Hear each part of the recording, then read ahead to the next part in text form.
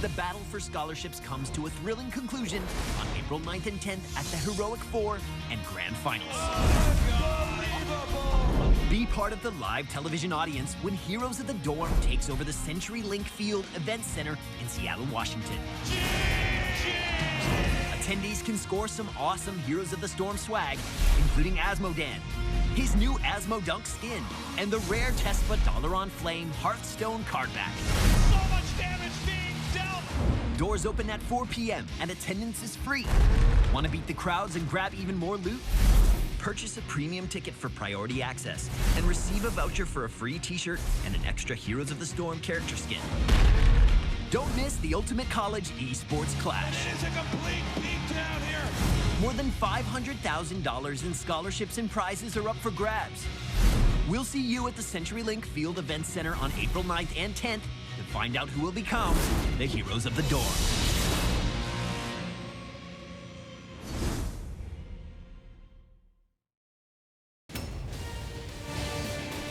Welcome back to Heroes of the Dorm 2016. My name is Trikslyr.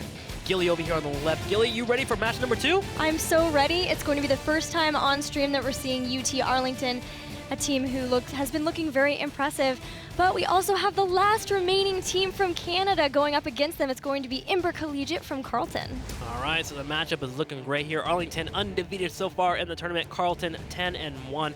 Arlington is a team that really comes with a lot of poise. They understand how to win whenever they are facing against their opponents. Huge, Cladius, Cure, Mist, DX, and Cladius will be that hero that a lot of people are going to be looking for, but Huge, the team captain here, is a legendary support player. This guy knows how to be where he needs to be at all points, and he's also great at being a high mechanical player and really making things happen for his team. This guy is just a great captain in general too. Like he brings this confidence and a calmness to the team, and also is one of the team's shot callers along with Cladius. All right, well, let's talk about Carleton here. Carleton, we saw last week, kind of stumble a little bit in the round of 32, but they were able to pull out the W. But I think today they will not be able to stumble against the team that we're playing against. Fitzy, Rabbit, Cadaver, and Patootie really rounding out this roster. Here's Fitzy, the team captain.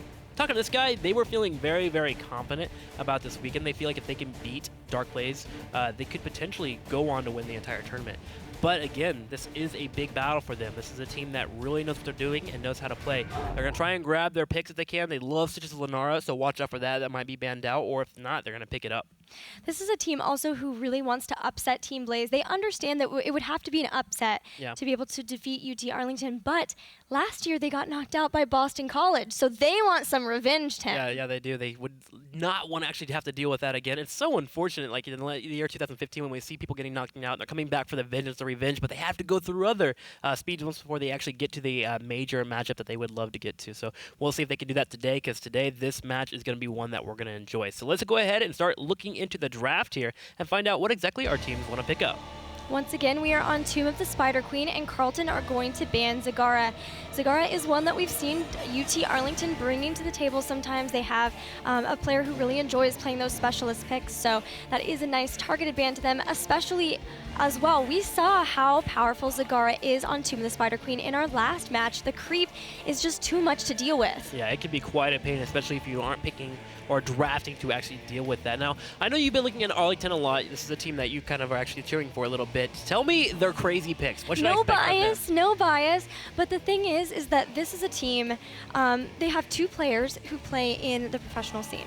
And they have Cladius, who is a fantastic drafter. And he drafts for both that team as well as Dark Blaze. And the new members that they brought in, they basically told them, like, we will be running these compositions. Expect anything. Here are the heroes that you need to learn. Oh my gosh. Right. They're just like straight out of the gates, like, we want to be able to run everything we do before. And Cladius is likely going to be on this Thrall pick that they're grabbing. UT Arlington is so serious here, picking up Thrall right away as their first hero. Li Ming will be the counter here. Carleton loves Li Ming. They mentioned it already. They believe their mechanical player, Patootie, can really play great on her. Fitzy also plays a pretty solid Li Ming as well, so they have two heroes that they can throw her on, so why not pick her up? Arlington will actually take away Stitches from Carleton, and Stitches is actually a pretty good hero against Li Ming as well. If you get those hooks, even though she has a teleport, you can still land a following stun and really dispatch of her quickly. Right, and they already have the setup for that. They have the Feral Spirit from Thrall so that they can get the root on whomever is hooked from Stitches. So a nice setup for them and already instilling some fear into Carleton. When I talked to UT Arlington, they said, you know, they were going to be looking into Carleton. They were going to watch their replays and their VODs and be able to see what exactly they were drafting, but they already have their sights set on Boston College. They want to be able to take them out and go to the Heroic Four. And on the other side, Carleton, ever since the round of 64, they've been looking forward, and they've been always stopping on UT Arlington. This is a match they've been preparing for weeks now. They are ready for it, and they're going to try and bring a few things here and there. They believe when it comes to a standard matchup, Arlington can win it. Right. But Carleton can bring a few things out of their sleeves here to really take the win. We're going to be seeing Sonya and Tass that are picked up for Carleton. We're seeing an aggressive line here from Carleton, which kind of surprised me a little bit. Last week, we saw them play, and when it comes to a killer instinct, I'm not sure if they have it. In the late game, they would always get a nice amount of leads here and there, but they would never finish the game. We saw a little bit of it from them in game number 3 on the round of 32. Right. But I need to see more from them if they're going to run this composition, and I'm glad they're coming out with gun swinging in game number 1. Yeah, for those of you guys who are watching the round of 32, Carleton was the team who had that crazy game on Towers of Doom. Towers of Doom, yeah, with the cores that were at 1 to 2 health, but they were able to win from that. So that match, they lost the first game. They nearly lost the second. I almost feel that they got a little bit lucky, but they finally got their rhythm going for the third game, but they can't have that. Oh my goodness. Cho'Gall coming out here. This is what they've done. Nice. All right. This is Blaze. Arlington bringing out the crazy picks here. Cho'Gall will be picked up, and this is a hero that is 2 players on 1 solo hero. You're going to have one essentially owning the legs and the movement, and the other one, of course, owning all the abilities, really bringing the damage, trying to poke people down. You need to communicate on this hero. Of course. Their abilities synergize very, very well together, so you're going to see Arlington really working together and making sure that these two are the focus of Carleton, and they're going to try and poke them down wherever they can. Now, I mentioned that Boston College has a lot of synergy in the bracket reveal when they were playing Cho'Gall, but actually UT Arlington feels that the team's history of playing together differentiates them from other teams. The fact that Yuge and Cladius, they already play together. DXN is their sub on their other team, and then Cure used to play with the team too, so they have a lot of synergy together, and they've been able to pull off some good Cho'Gall plays before. Well, I actually even like Cho'Gall against Li Ming. Li Ming is a hero that is going to win team fights by resetting her trait, right? But Cho'Gall is 2 heroes in 1, so that means he effectively gets double the health, which means Li Ming has a hard time burning through that and getting that reset. If you lose Cho'Gall, you're most likely losing the team fight already, so it's a good pick against that. But we will have Karazim and Liork picked up for the 4th and 5th hero here for Carleton, so straight counters to Cho'Gall. Yeah, that's the thing about Cho'Gall, is when he starts to get picked up, you immediately have to change, like you get to change how your opponent's draft was going to go down. Liork has Drain Hope, which is really big in being able to try to take out Cho'Gall, and then we'll be looking at 7-sided strike from Karazim. But that basically throws a wrench into plans, because I guarantee you that is not what Carleton had in mind for their draft, and they just have to go with it. Well, the good news is they do play a really strong Karazim. We saw it, I believe, 5 matches last week for Carleton. They really love Karazim, so now they have a natural comfort pick for them, and all they have to do is change their heroic, get 7-sided strike, and poke down Cho'Gall whenever that occurs. But yeah, you're right. Cho'Gall is a hero that when it comes to drafting, he makes tidal waves and really throws off the opposing team and forces you to respond to him. And now we're going to have to see if we have Carleton being in a responsive manner. We have yet to see them be aggressive, but they can respond well. So in what we saw last week, they can make things work out for them. So we're going to see it happen in today's match. So let's go ahead and go into it. Match number 2, game number 1. And here we go. In the blue, we have UT Arlington with Yuge playing Rhaegar, Cladius playing Cho. His counterpart, DXN, will be playing Gall. We have Kira playing Stitch, and finally Thrall, played by Mist.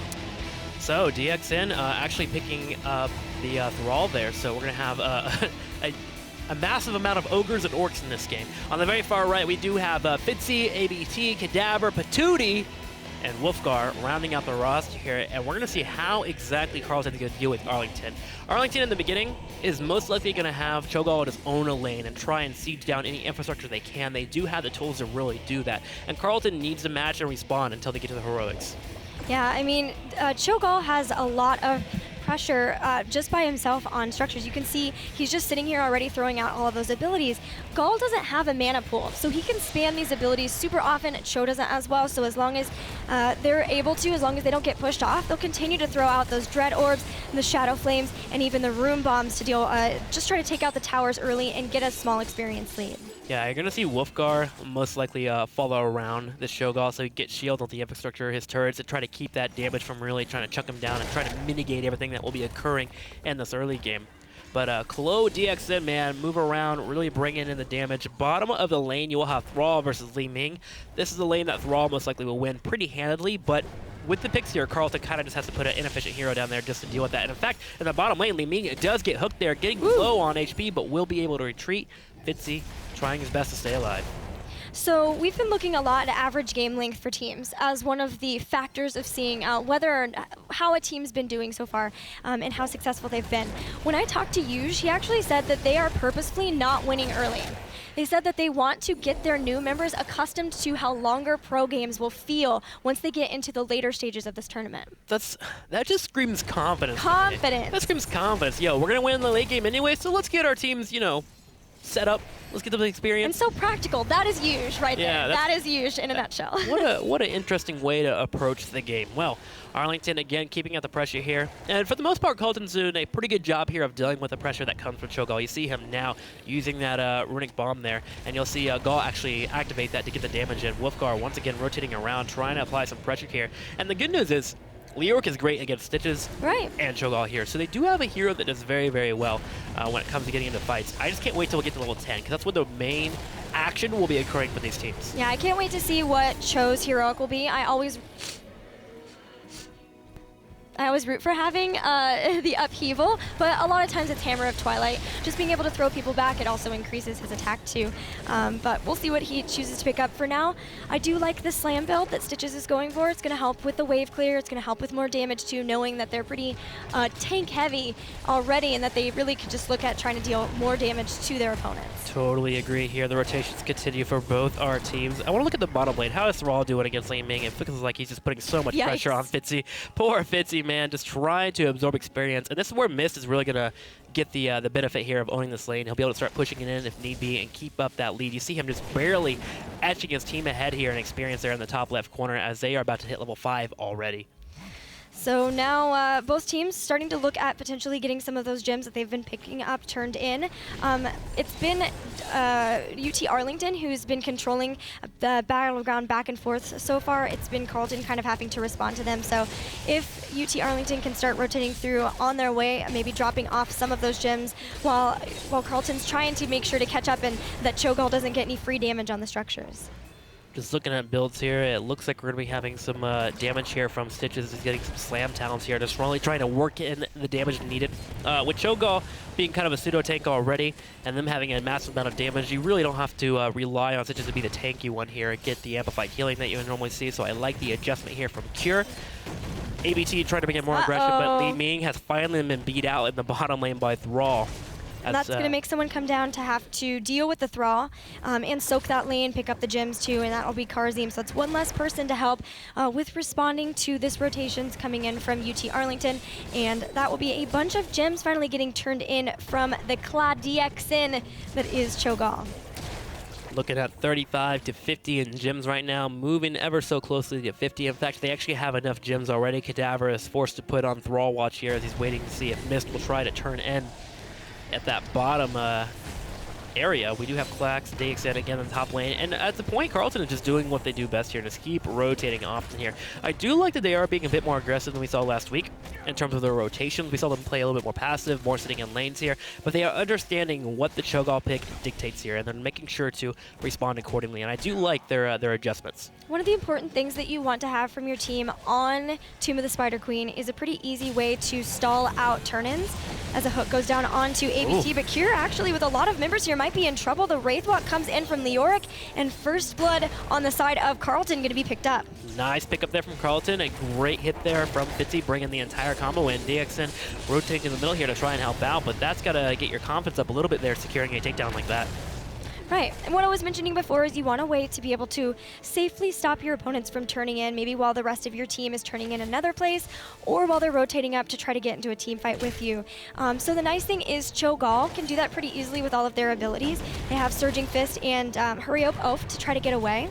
but then they also grabbed rollback. As you can see, his rune bomb is coming back to him and bombs away, which is going to increase the range of that rune bomb. So it's a really easy, nice grab for him to be able to throw that out and stall a lot of people from being able to turn in. Unfortunately for them, though, they weren't able to stall out Carleton this time, as they're going to get the first web weavers. It's actually a good pick too. Also gets the double warrior here of Sonya and Leoric. You can get the extra damage in there as much as possible. So yeah, the first turn in though for Carleton, as Gilly was mentioning earlier here, the pressure will now be coming in.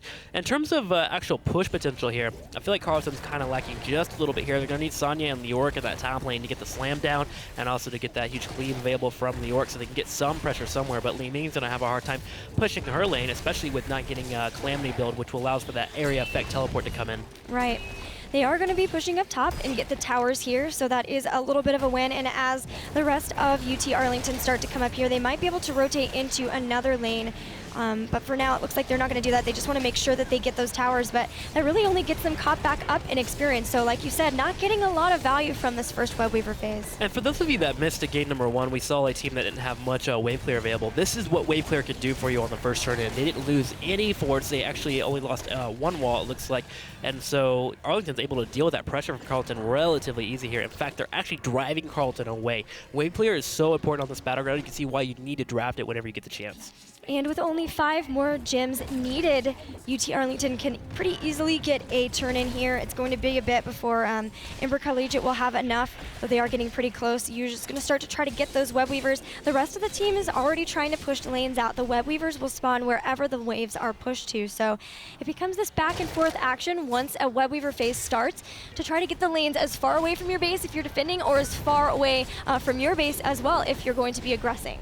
And I like the turn in here from UT Arlington. This now allows them to put a lot of pressure on the battleground while they're hitting that key important moment. They're hitting level 10. They're getting their heroics, which allow for them to get very, very aggressive. Now, the good news for Carleton, they're going to hit 2 or 10 here as well, but Cloaken now moving in. You see ABT trying to help out, and now finally with level 10 being here, the game is about to heat up, as we're going to be having aggression from both teams here. Most likely from Arlington, though, as they do have the pressure here from the web weavers here in the middle of the map. They're poking down these walls. Could see a rotation here unless they get a really nice pick here from Stitches. There goes the hook. Unfortunately, it does miss.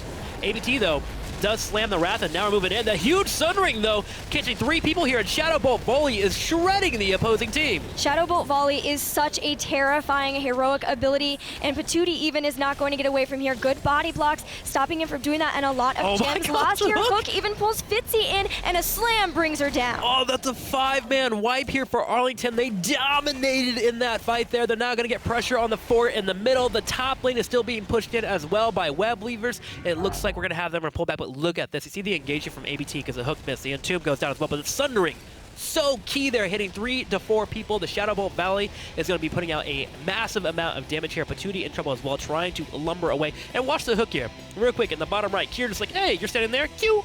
Yeah, boom, the Disintegrate gave her away. Yeah, you got to be careful using that ability. A lot of players will actually pick up Wave of Force when playing against a Stitches just because of the Disintegrate giving away where they're at. Yeah, it's literally like, hey, I'm standing here. Please pull me into all of your teammates. Now, Stitches Cho'Gall actually trying to run away from the Sonya. That was a very powerful Shadow Bolt Volley, right? Yeah, it was. Can you imagine at 20? Yeah, where it would have pierced.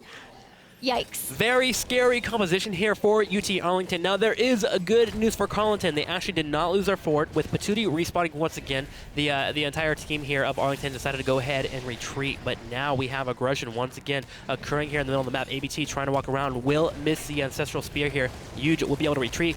Cladnex though does show up and comes in. You see so much damage being applied to Carleton. I'm kind of curious as to whether they're trying to force this fight so hard here. There goes another Sundering members getting picked off. Wolfgar in trouble. My 2 gosh. members killed immediately here. Fitzy trying to poke on the side, but he's got the help here to defend, and Cladnex trying to move in and maybe dive this fort. Yeah, they're going to be able to get another turn in too. That's so great for them. They know that they don't have to worry about the fact that they have a bunch of gems on them too. They'll still have a ton more once they get this turn in, and that's just more structures they can take down.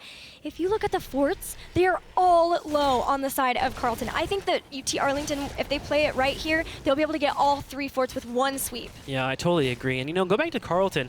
They're playing more aggressive than they did last week, and I'm happy for that. I'm praising them a little bit, but now they're getting to a point where it's a little bit too aggressive, a little bit too cocky. Need to tone it down a little bit here and make sure that the engagements that you're going into are engagements that you can win. We see Sonya and Leoric charging into scenarios that aren't helpful for them, and then the supports are just sitting behind them, literally getting picked apart by Sundering. Make sure to spread out, apply damage where necessary, and win team fights. Here we go. We have Mist here who's been playing Thrall. He's been hitting 3 to 4-man Sunderings every single team fight. That's actually very, very awesome there. Yeah. And really because of Carleton grouping up so hard. There is an Entomb on Mist as well as the Cho'Gall, who's going to use Molten Block just to sustain through that, and the Shadow Bolt Volley comes out. Tassadar already down. The Putrid Bile keeping Karazim from being able to escape. Carleton did at least get Rhaegar, but paid for it with 3 and probably 4 more, as a great swipe of that hammer will ensure that Leoric goes down. Much better fight from Carleton, but here's the problem. The 3 levels behind, they didn't have enough damage to really help out with the fight. Maybe winning till 13 would have been good, but I did like the engage. Sonya and Leoric going on the back line. They started ignoring Cho'Gall in a way and getting around that big body and going back to the squishy targets there on the back line, that Rhaegar and that Thrall being picked off. Force Wall is a good grab for Carleton.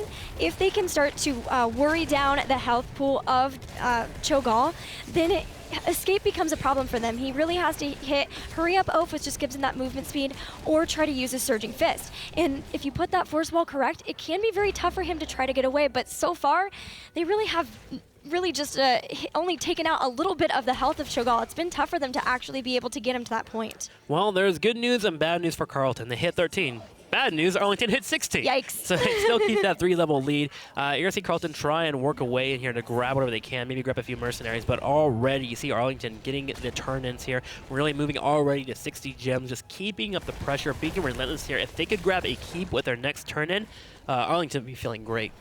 Yeah, Carleton already has 2 keeps that have taken some damage, and one of those is the top where the boss can push. Entomb does not catch him the way they wanted, and Molten Block will just give him a little bit of time for the rest of the team to get into position, and that forces Carleton away. They know that they have to just back off with this very big level deficit.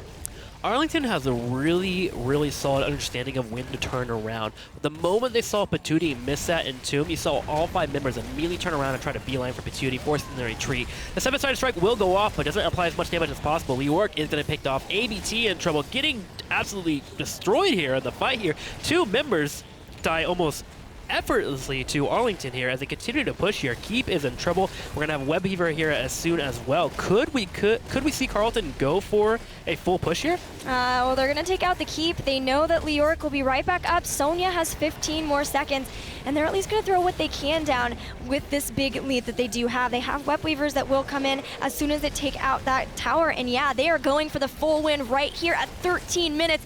Not the waiting is for huge, the long though. game. Disintegrate will pick off 2 members. 50 trying to grab the damage in, will get 1 kill, and now 50 getting the resets. However, he is low on mana. Cure and Huge are in trouble. ABT lands a spear. Cure being chased away. Cadaver trying to help out as well, and it looks like Carleton will survive for another day, but if all 4 members here could stay alive for Arlington, that's a win in my book. They did 47% damage to this core. Yeah, it's way a win because they were able to get 2 keeps down. Cho'Gall still hanging out with the rest of the members of the team just because. What up, guys? Yeah, there's only 1 keep left. They still have a 4-level lead. Everything is going UT Arlington's way. 2 keeps down, and it looks like the final total here will be 55% damage done to the core here, leaving Carleton at 45%. Now, the shields will regen, which are very, very helpful for Carleton. But again, there is a scenario here where if they lose another team fight, where they lose 2 members, most likely Sonya or Li Ming, the game can end. Yeah. You could have Arlington push across the middle of the map. With Shadow Bolt Volley, they have enough damage to just straight up focus the core and kill it. Yeah, I mean, even if they see Carleton push too far out, there's the potential for them to even try to backdoor.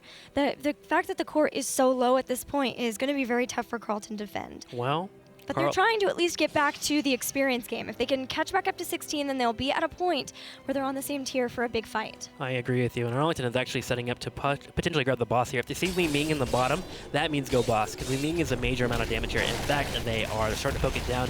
Tassadar is going to use Oracle to check it out, but this is already down to about half health. And with Shadow Bolt Belly, it's actually very hard to move into this area and try and get into this area and stop this from happening. Cadaver trying to poke around, but with Li Ming and Sonya not even close here. Big forced retreat. The hook, though, will prevent that retreat from happening, and Cadaver's in trouble. That's a perfect place for Putrid Bile too. The Entomb comes out on Cure, but the rest of the members are still fighting, and nobody has been taken out yet for Carleton. They have 16, and this is really big, but Fitzy is in trouble, and there's the Shadow Bolt Volley. Will it take out Li Ming? A shield just barely keeps her alive. just barely there. We now have Patootie and ABT still in the back here, trying to work down any opponents they can, while Claddex is actually taking on the world down here in the bottom right. Li Ming trying her best to poke, as well as Cadaver. Members are still alive for Carleton. Can they get back home to base, though? They do have a boss pushing down the top keep in the top right corner, and this keep goes down. That's 3 keeps down for Carleton, which is very scary to deal with, especially on a map like this. Yeah, the reason why we see UT Arlington continue to be very aggressive is they wanted to give that boss time to freely take out the keep without getting damage on them by Carleton. And on top of that, they were able to take out Tassadar, one of the harder members to get down. So now, with one person down, with the boss starting to take out the core, the fact that it's already pretty low, Disintegrate comes out and does push Huge back, but UT Arlington is looking for the win right here. Fitzy is being dangerous here, low on HP, and with poke from DXN, they gotta be careful there. The core, though, being focused down to 20%, down to 15%, down to 3%, and UT Arlington will take game number 1 in the series. Carleton gonna have to get it back for game number 2. Carleton talked to us about wanting to find something to throw off UT Arlington, or maybe catch them being overconfident. Yeah. But overconfidence is not necessarily something that I hear from them or feel from them whenever I talk to them. It's just not really something I see. And nobody throws off the Blaze. Like, UT Arlington are the ones who throw people off with things like Cho'Gall. That's their style. You can tell they're just confident in anything they pick there, and they did such a great job of rotating. I felt like in the early game, Carleton was doing pretty well on rotating and really trying to help out. The Untombs were pretty solid here, but the Sundering was so important. The follow-up allows for the Cho'Gall to survive, get the damage in when necessary, and of course the damage that applied there by Mist was great. And I love this hook. It comes right afterwards. It does pick up Li Ming and take out the opposing hero, which was a 5-man wipe at that point. And at that area of time, Ember Collegiate, Carleton, was just losing the game constantly. They were getting picked apart, and they really just never had a chance to come back. I think the throw pit or the boss in the top left corner, if they responded 3 seconds earlier, they may have had a chance. But you got to be aware of those potential pickups that could happen, because Arlington has shown they will go for it. If they have any advantage, they're grabbing it. Yeah, they have great game sense of knowing exactly when and where they can go for certain objectives like that. And I wanted to point out, too, that the Shadow Bolt volleys were really good from DXN. The fact that they were able to wait until, like, Li Ming was very low so that she couldn't just teleport out of the range of the Shadow Bolt volley, being able to take key members out with that really was able to help them, as well as the Sunderings, like you mentioned. Just great play from this team. Well, we'll see what happens in game number 2. Make sure to pay attention to heroesofthedorm.com, and I'll have all the information for you there, stats, all about the teams, all that fun stuff. But we'll be right back with game number 2 relatively soon.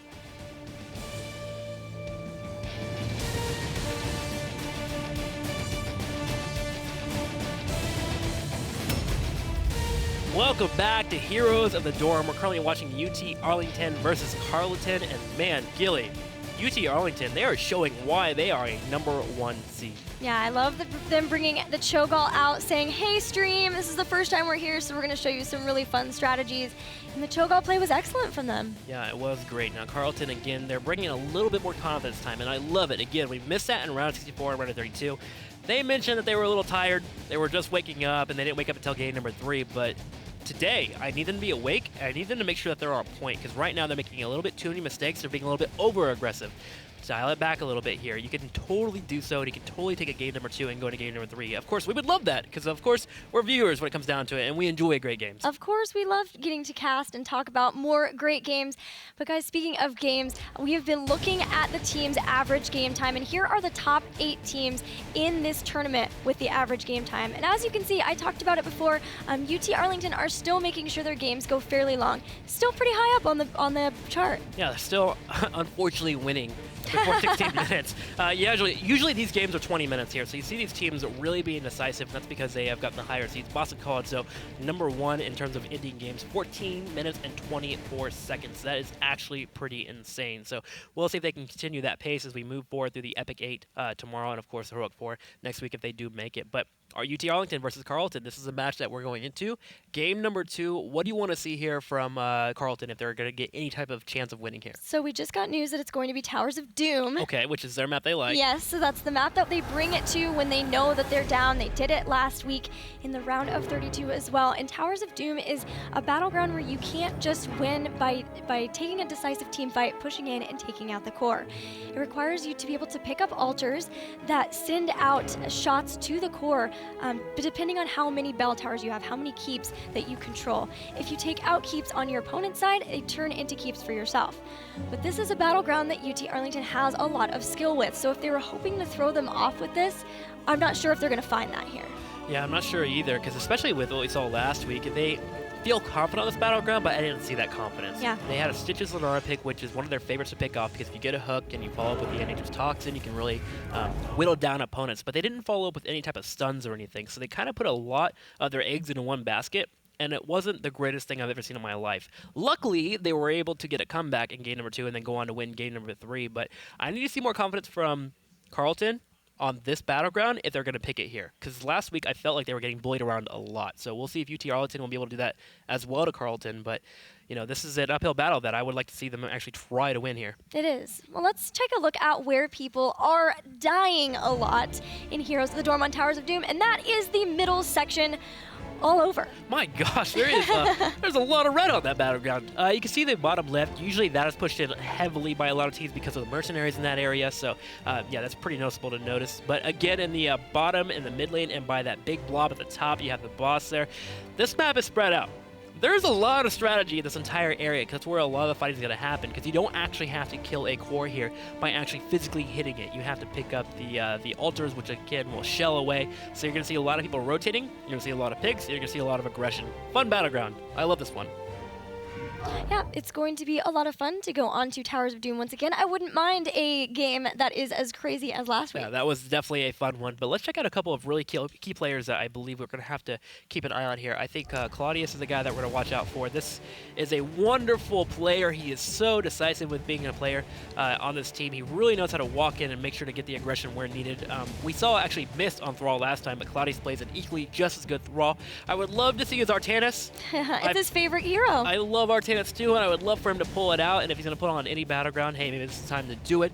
But again, we can already see that he's so strong. He's actually even pulled out a new rack, which is a hero that is more about hitting that CC, using the crowd control, and you have to be on point with your skill shots. And a player like Claudius can do that. Yeah, Claudius is a very amazing player. Let's check out the player who most of Carleton believes, I think all of the Carleton actually say is the most mechanically skilled, and that is Patootie.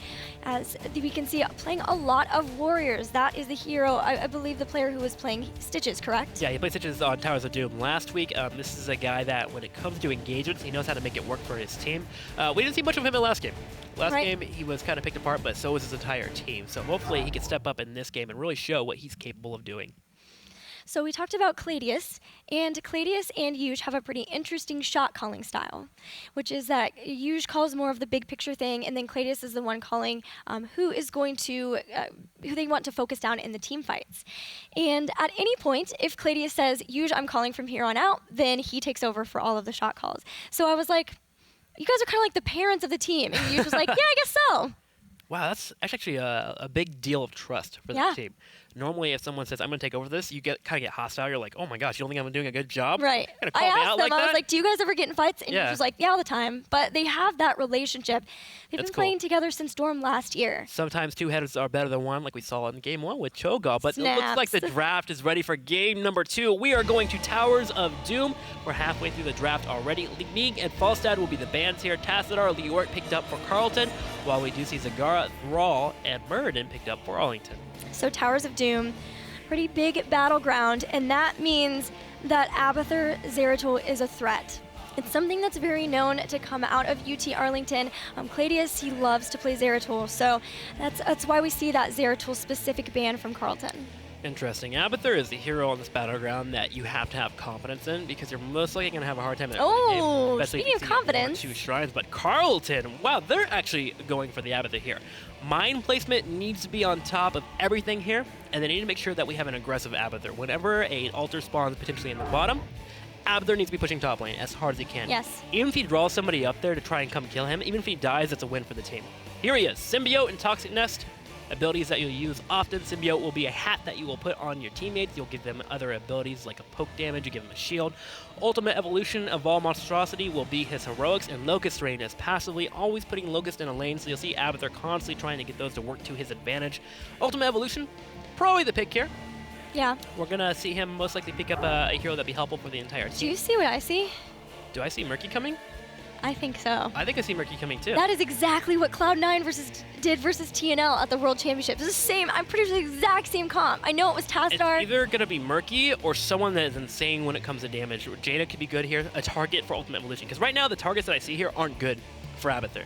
So I actually kind of don't care about Arlington right now. They picked up Zol and Uther, but I want to see what the fifth there it hit is. It's going to be Murky. Oh my wow, gosh. They are pulling out the Cloud9 So strat. risky. Very, very cool, but yeah, risky. But hey, man, if you're going to come out with a secret strategy and a strategy that is maybe going to earn you a win if you pull it out of nowhere, right. do it in a game that's do or die. And they're going to do it here on Towers of Doom. Here is Murky here. The main thing that you'll pay attention to is that spawn egg. Very, very strong. Put it down. You can spawn there if you are killed off. You spawn from the area. Slime, pufferfish, safety bubble. Murky is all about being annoying and messing up your opposing team's face. Yep, and with Octograb too, they're going to be looking to try to pick off targets. Likely that will be the choice of Heroic. You can see it here. It locks down a hero for 3 seconds. And during that amount of time, they're not able to do anything. You can even upgrade it so that you're hitting them with a shark. The shark, unfortunately, does not come at 10. You have to wait till 20. Right. He'd be too OP if you had a shark at level 10. But this is a comp that in the early game, they are going to struggle. They're going to have a hard time, 1, getting damage in, 2, getting Murky into a scenario where you can actually help out a lot. Until they hit level 10, 13, and 16. At 13, Murky starts to really turn online. At level 16 is where he gets that final bubble talent that really allows him to rejuvenate his health and just be super annoying. On the other hand, Arlington has a strong early game here. They have creep tumors they can put everywhere. Murky can kind of deal with that, so it might not be too bad, but Thrall and Zul are going to be pushing machines here. They're going to be really putting the hurt on whoever they're laning against. Yeah, they have all 3 of the heroes that we consider to be the big heroes you want to get for being a solo in the lane. Yeah. So with that, we could potentially see them put the 3 heroes in there and then move around with Muradin and Uther, look for stuns on somebody who's out of position, and then have the next person, whoever is in that lane, to come in with damage. But I bet they were not expecting that from Carleton. That is for sure. It's really, really risky, but it's something that I like to see, and I can't wait to see if it's going to work out for this team. If they start losing forts in the early game, it's going to be a pain for them to come back. If they lose 1, almost 2 forts here, I would probably say that's game there, as Arlington would have a chance to really just keep that pressure up constantly with the picks that they have.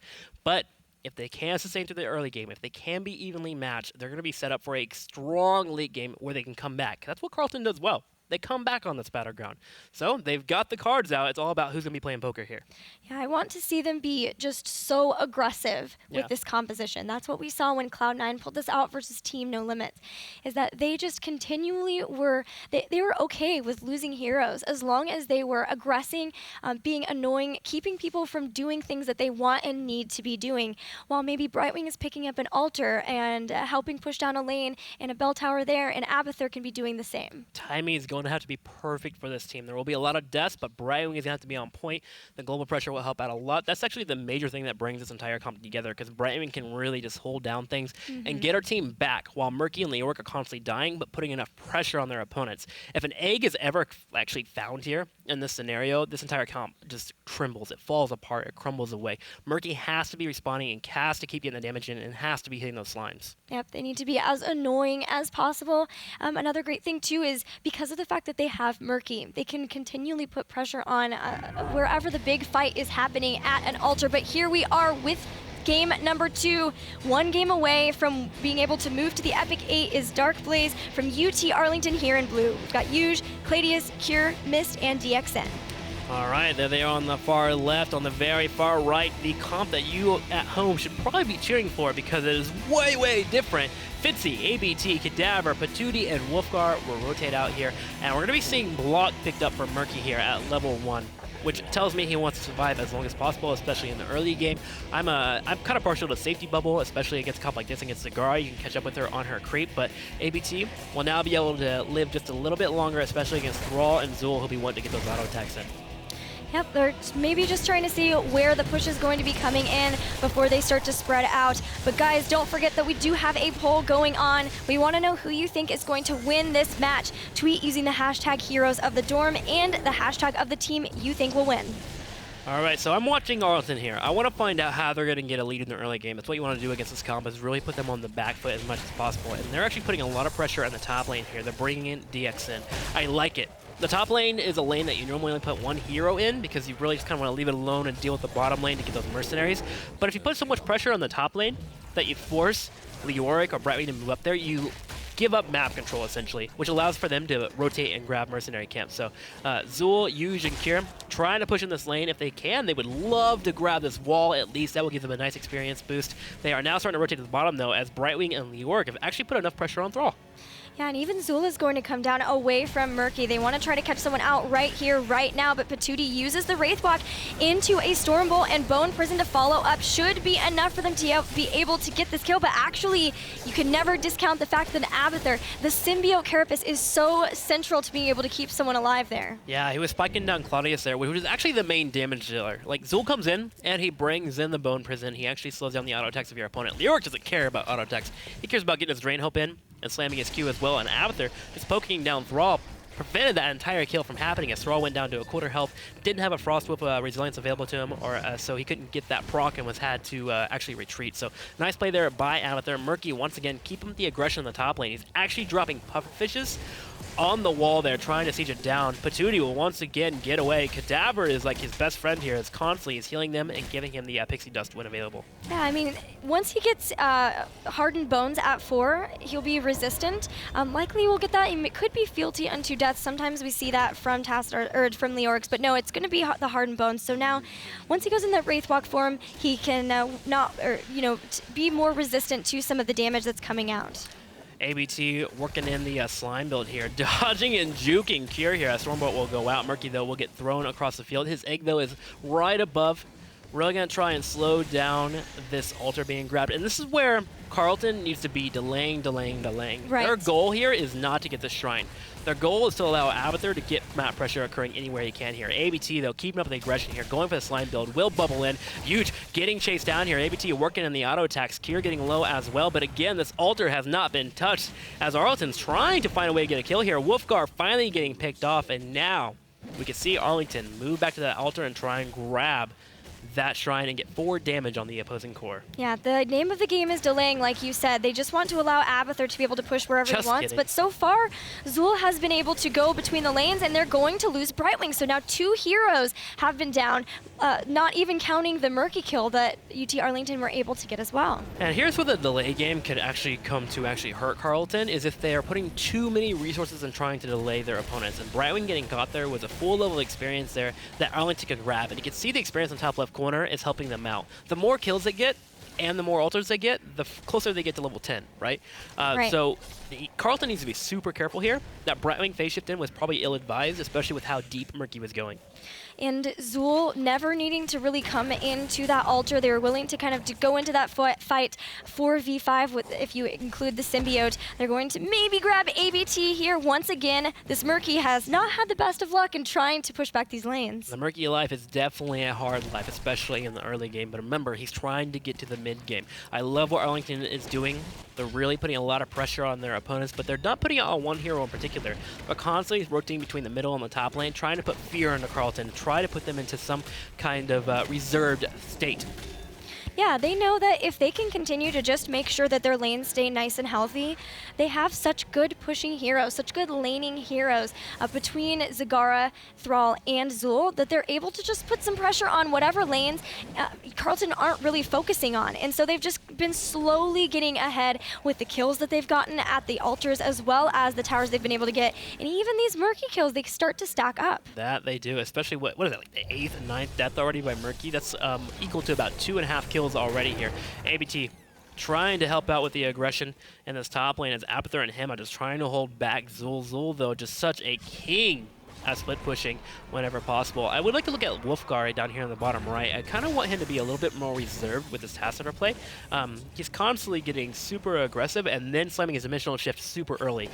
Wolfgar in this type of comp needs to give shields and also take damage wherever possible. And then when he gets to the late game and he starts getting the ability to use more dimensional shifts, he'll be able to work out. Right. But he needs to make sure that he's not using the dimensional shifts so early, because that makes him a target to be picked off. Okay, well, we have another altar phase, and once again, we're going to see Carleton starting to move in to try to delay this, but the positioning of UT Arlington is really good to try to stop this. Leoric may have to Wraithwalk in just to stall this out, which means that he will have to take a lot of damage and will probably go down here. Yeah, a kill could actually be level 10 here for Arlington, and they can immediately turn this around and go for a fight. You see them slam their heroics here. Sundering's been picked off. Brightwing now getting caught as well. There goes the Divine Storm. Nice there. ABT trying to help out in this fight, but but ABT and Wolfgar here being Tassadar and Murky will not be able to hold any pressure coming their way, especially with Devouring Maul, Sundering still available, and also the mages here for Zul. Leoric has popped back up, going to be Wraith walking around just to tank some of the damage. Cladius very far forward and slowed down, will get taken out, even though the Nice Devouring Maw did try to pull in the members and keep him alive. So that is a good pick for Carleton. Unfortunately for them, they're still quite a bit away from getting their heroic abilities too. I've been watching Abathur too, and I feel like he's not body sucking as well as he can do. There's two ways that you can soak as Abathur. One, you stay near a minion wave, you get the experience. Fitzy here, and you can also hat and then soak the experience by looking into a different lane here. Fitzy's been playing a little bit more reserved. He finally just rotated over here, but if he had done this right when the altar first spawned, they'd be a little bit closer to 10.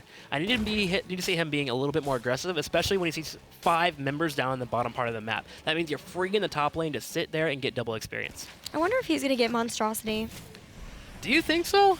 It could be possible. However, I don't know. He's going full nest build, which allows for him to put nest everywhere, right? Yeah. And then Monstrosity would allow for him to push. Oh, I just didn't know who the target would be, but maybe they're going to go with a couple Double of Leorics. Murky. You keep dreaming, my friend. You keep dreaming about that. We'll have another Ultra Phase soon. UT Arlington just continuing to do the same thing, making sure that the lanes are constantly pushed in their favor, going after anyone they can, even a Murky. No one is safe. Yeah, I think potentially here the best choice would actually be Leoric. The Drain Hope would help out. You can put that on Murden, help peel him down. The great Ultimate Evolution target, and then of course you get the slow there from your Q, which could be very, very helpful. So I think Ultimate Evolution will be going on Leoric. You could use Tassadar as well, if you really want to get in there and add extra shields to Murky and the York to keep them alive, but we'll see what the choice will be here for Carleton. As we now have 2 altars now spawning, I need to see Abathur rotate to the bottom here and get a lot of pressure. That's where I want to see him move. That'd be the first step, and then everyone else start rotating to the top. Well, that keep is dangerously low to being taken out, which would give UT Arlington yet another shot, but Murky somehow, some way has been able to get the Zul kill, but dies himself, of course, to the Skeletal Mages. But that's a definite win for Carleton. That is a huge win there. Taking out Zul gets rid of the Skeletal Mages, which slows down the entire push of Carleton, which allows for them to be more aggressive, and he'll be down for, it looks like, 12 more seconds here. Getting one try would be nice here. Abathur is actually the one that rotated over there to start grabbing that temple. Interesting strategy here from Carleton, as they're not getting as much soak as they would like. Wolfgar finally getting on the scoreboard here, though, as they will grab the altar. No, he actually retreated away. Sundering goes off here. Kier trying to bring it. It looks like it will be double Leoric here. Double the Drain Hope on Murden will be helpful. A huge Divine Storm going off, though, into a Maw. Wolfgar is getting focused, and this combo is way too good for Arlington. Wow, they've already taken out Leoric. Fitzy trying to get away, as that is going to be the second Leoric, if you will. The Ultimate Evolution. Murky is going to go down.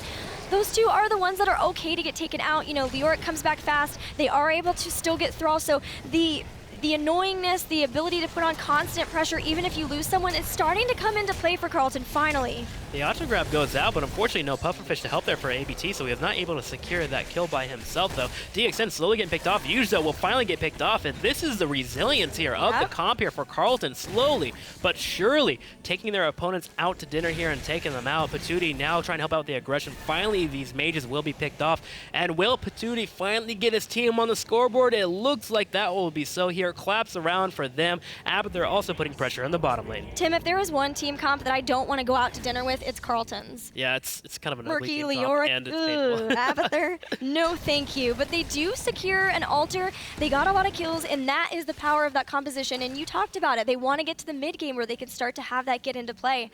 And they're going to make this game go a little bit longer for UT Arlington. They're going to have to work for it now that this is really starting to come into how the composition was meant to be. There is the auto grab, the other hat bringing in the damage. No Pufferfish is down, but doesn't matter. Slime Build will start working its magic here as we start seeing DXN getting picked off. A nice rotation, though, as Huge will save DXN. Claudia showing up as well here. Maybe getting a Murky killed, but the jukes, like Mike over here, as ABT will finally get killed off. But man, that juke was sick.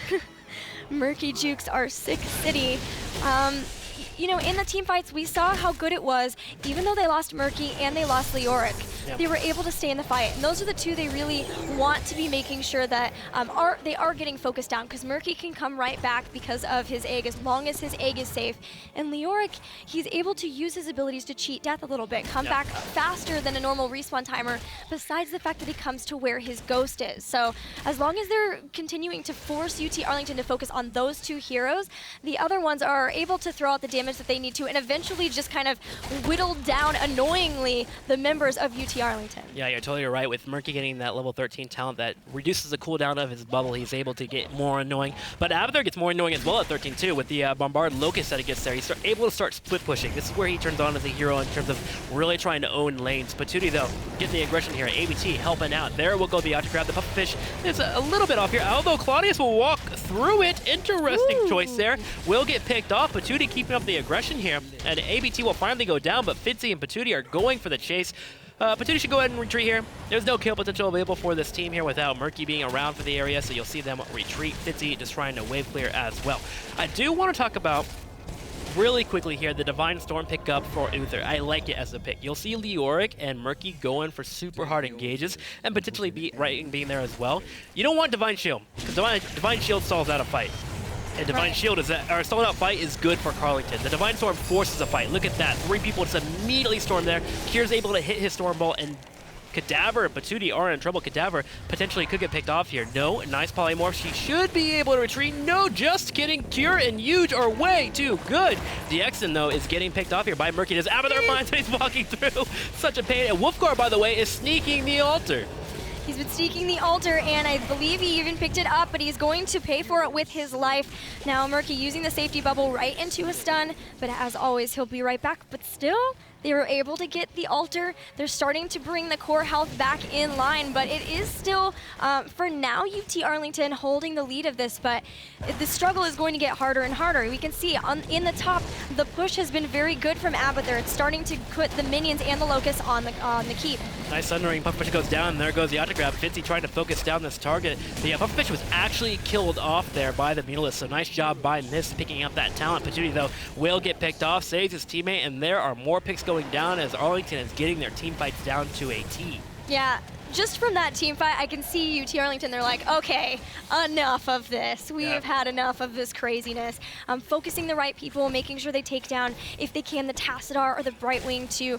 Just really starts to limit how annoying they can be. But I'm very impressed by Carleton, Tim. Yeah, they keep up the pressure. You know, even though they've died a lot, eventually, if you sustain a game out long enough, you will get to 20, which is where the entire team is looking to try to get to. Murky does rotate around, but remember his egg is down in the bottom right corner, so he'll be a little bit late to this party here as Claudius is in the front line trying to get more aggression. And Tomb does go down. Patootie does get focused. There's a huge Divine Storm. Murky is making his way around, but already his teammates have died.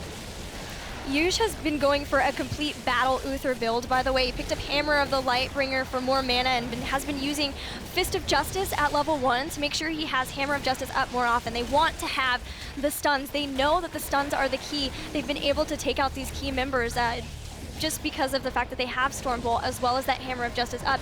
And he even grabbed Holy Shock at level 13, so he can use his healing ability to do damage. Holy Shock.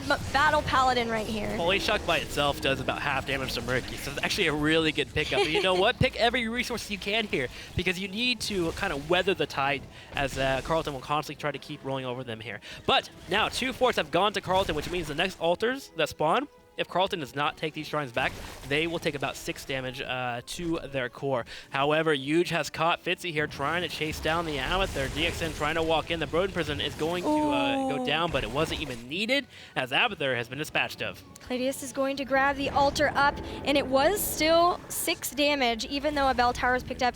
So great grab by UT Arlington to be able to get that. And where we saw Carleton for a bit starting to come back in the core fight, it's really starting to go the way of UT Arlington, especially since they're going to hit level 20 and pick up their Storm Talents pretty far ahead of Carleton. Yeah, I agree with you, Gilly. Although we've seen Carleton make a couple of splashes here and there, Arlington is so far ahead. And here's the engagement here. We see Murky die, and the egg was in the very far bottom right, which means he would not be showing up. So Claudius and crew just immediately turn around and go for the aggression here. Benediction pop, double stun into Divine Storm, landing 2 key members, Cadaver being picked off, and Murky just now shows up at the team fight. And at that point, he's not going to do anything. Man, that was beautiful by Arlington. The way they backed out, saw the Entomb, and then went for it. They pounced on the rest of the team. They knew they had so much up. The skeletal mages were really key in stopping it. That slow was just enough to stop the rest of the members of Carleton leaving, and now they're the ones who are keeping control of the bell towers. They go to one, take it out, and when they see Carleton responding to it, they go to another one and take it out, making sure that Abathur always stays on the back foot.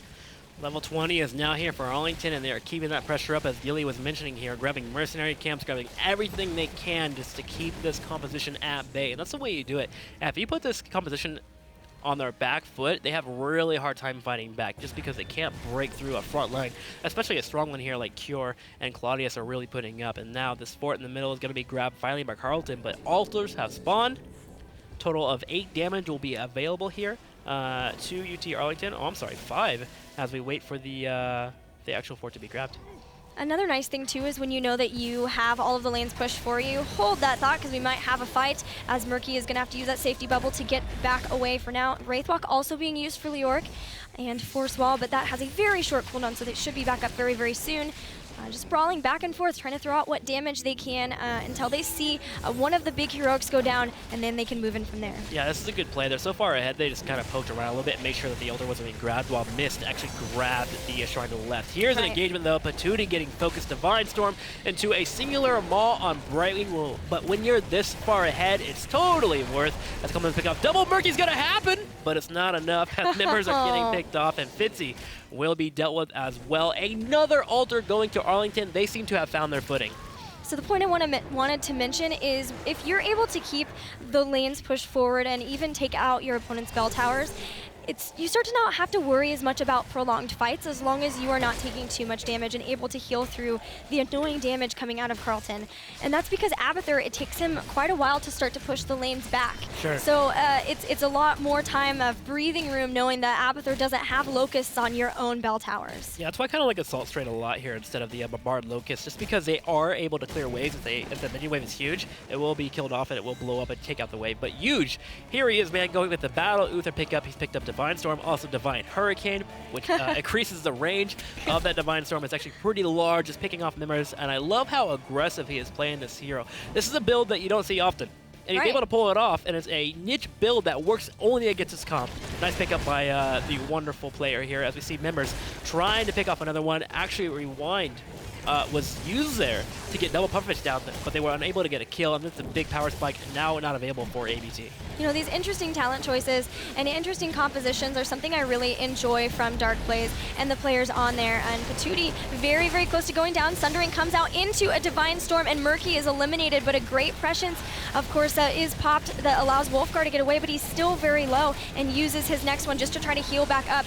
The ultimate evolution is down. Bone Prison keeps Leoric into the fight, and that means Patootie has been taken out. This is just a bloodbath as Arlington just keeps moving forward here, diving a fort, taking out the entire opponent here. In fact, diving into these turrets, Claudius doesn't care. He's got heals from himself and huge. Nice job there. 3 members killed off, and now with 3 altars spawning here, if we can get 2 for UT Arlington, they will win this game. They will. All 3 altars about to spawn. Still 48 seconds until Brightwing is back.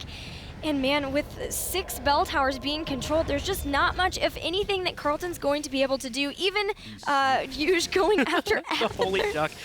Funny fact, you actually can't use Benediction for a double Holy Shock, where you could have maybe gotten the kill there on Fitzy, but they are dancing. In the top left corner, we do have a scuffle as one altar is grabbed.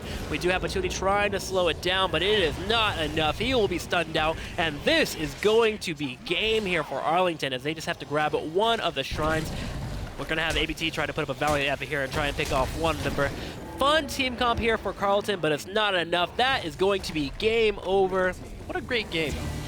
Even though it was a bit of a, in the favor of Arlington, a bit of a stomp, if you will, it was still fun to watch, and I give huge kudos to ABT and the rest of his team for trying out a different scenario. Yeah, they knew. They said, like, mechanically, it's going to be UT Arlington. Like, in a straight-up fight, they just can't contend with this team that has so much experience and so much just prowess, even knowing a lot of niche heroes that they just probably don't have a lot of experience versus maybe like the Cho'Gall. So the fact that they knew that they needed to try to do something, try to shake them up, it almost worked out. Like, for a while, it looked pretty good. They were starting to do what they needed to do, but the adaptation from UT Arlington was just, it was better. That it was, and such a fun comp from Arlington.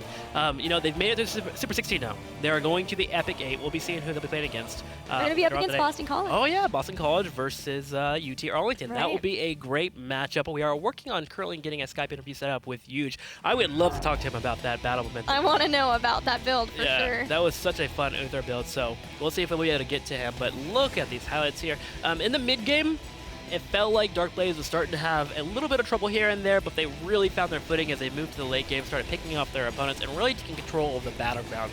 Once they got 1 or 2 forts, they just kept up the pressure constantly, and if you keep pressure on an opposing team, they will eventually falter to you. And that's what happened here. Yeah, they knew how to shift focus on who to take down.